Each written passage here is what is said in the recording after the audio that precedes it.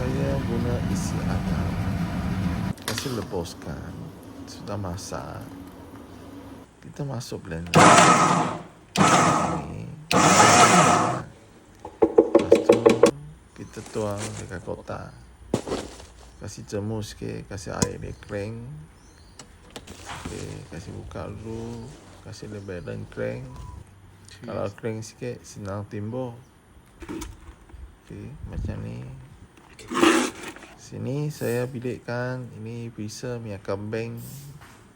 Biasa ikan keli suka minyak bau. Saya guna 4 penutup. Okey, lepas tu step kita masuk ni lemak sayuran. Beli kedai kek, bahan kedai kek. Okey, kita campur rata dengan isi ayam tu.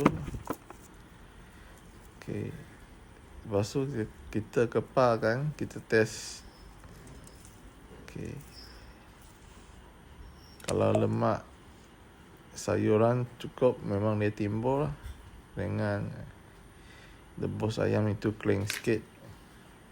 Kalau tak ada pun boleh juga, boleh guna cajan macam ni. Kita kasih cucur dekat mata. Cucur dekat mata. Kalau you nak kasih timbul lah, pastikan dia timbul. Macam ni. Kita kepal empang putih atau tepung atau isi ayam, sama juga dia boleh timbul.